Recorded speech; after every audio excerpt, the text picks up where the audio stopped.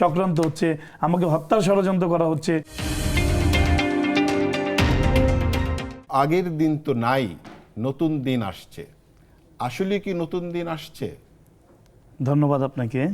আমি প্রথমেই নেক্সাস টেলিভিশনের চলমান এই অনুষ্ঠানটিকে স্বাগতম জানাই এবং এর কলা কৌশলী সুমধুনাই যারা আছেন সবাইকে আমার ব্যক্তিগত পক্ষ থেকে শুভেচ্ছা জানাই এবং ঈদের শুভেচ্ছা রইল।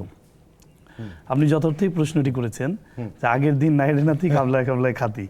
তা আসলে আগের দিন এখন অনেকটা পরিবর্তন হয়েছে, মানুষের মধ্যে এখন পরিবর্তন হচ্ছে। মানুষ চাচ্ছে এখন অনেকটাই পরিবর্তন, নতুন কিছু।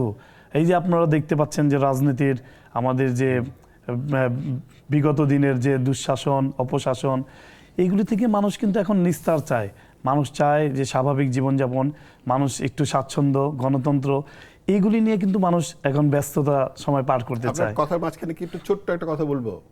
যেমন ধরেন যে যদি আমি ধরে নেই, মানে আগে ধরে নিয়েছি, এখন আপনাকে পেয়েছি, যে ধরেন দলে আপনি মানে খুব গুরুত্বপূর্ণ জায়গা পাননি দীর্ঘদিন, মানে আমি যদি বলি আপনার বেড়ে ওঠা, ছোট থেকে বেড়ে ওঠা যেই দলটির সাথে, যেই দলের জন্য আপনি প্রায় 500-র উপরে আপনি এবং আপনার পরিবার কেসের সম্মুখীন হয়েছেন, লড়াই করেছেন এবং এতদিন ধরে এত কষ্ট করেছেন, কিন্তু এখন কি শুধুমাত্র একটা পোস্ট বা একটা পদবি আপনি পেলেন না বলেই চলে গেলেন?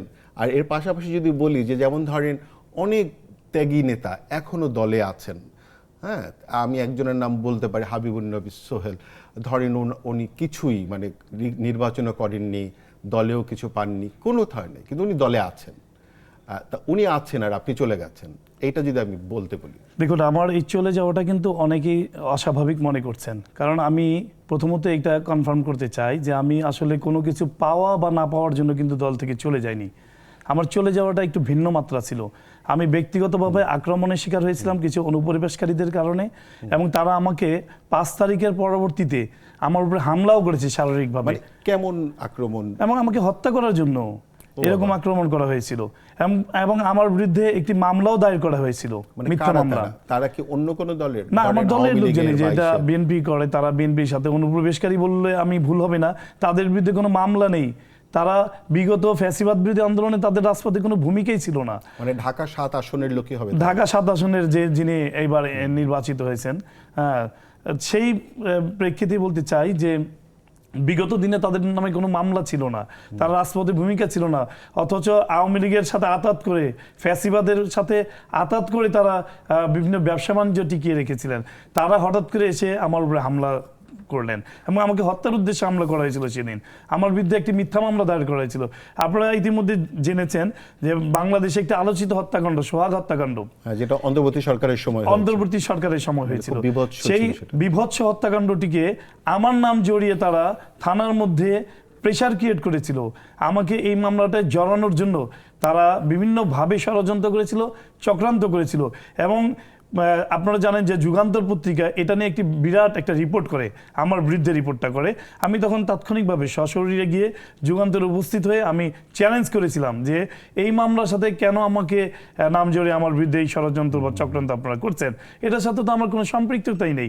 এবং পার্টিগতভাবে কিন্তু পার্টি এটা একটা আপনার নিজেরা তদন্ত করেছিলেন, সেই তদন্তেও কিন্তু আমার কোনো সম্পৃক্ততা এখানে খুঁজে পাইনি। কারণ পার্টি পুরোপুরি বিষয়টা জানে, পার্টি পুরোপুরিভাবে বিষয়টি জানে। কিন্তু আমার প্রশ্নটা সেখানে যে আমি দলের একজন সক্রিয় কর্মী, আমাকে এই মামলায় জড়ানো মানে কি কিন্তু পুরো পার্টিটা কি জড়ানো, পুরো পার্টির একটা বদনাম বা দুর্নাম বা পার্টির ভাবমূর্তি নষ্ট হয়। তারা কি বহিষ্কার করেছিল আপনাকে বা এরকম কি কিছু?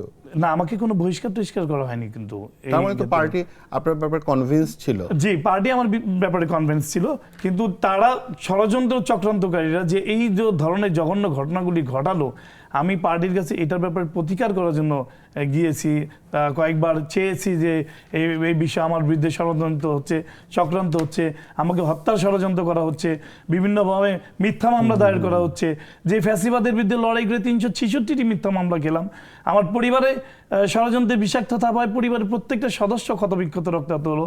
আবার নতুন করে যে ফ্যাসিবাদ বিদায় হওয়ার পর আবার আমাকে নতুন করে মামলা। আমরা কি ধরে নিব যে আপনি আসলে আদর্শগতভাবে পার্টি ছেড়ে যাননি, না, না, না। বা আপনার ওই আদর্শ বা জিয়াউর রহমানের আদর্শ বা সেই আমি যে জাতীয়তাবাদী আদর্শ এখন আমি সেই লালন আদর্শ। করি, ধারণ শুধু করি। তাহলে কি এটা কি এরকম হবে যে এটা স্থানীয় পলিটিক্স এবং তার সিকিউরিটি কনসার্ন, জি জি সিকিউরিটি এইটা হচ্ছে আসলে আপনার পার্টি থেকে চলে যাওয়া?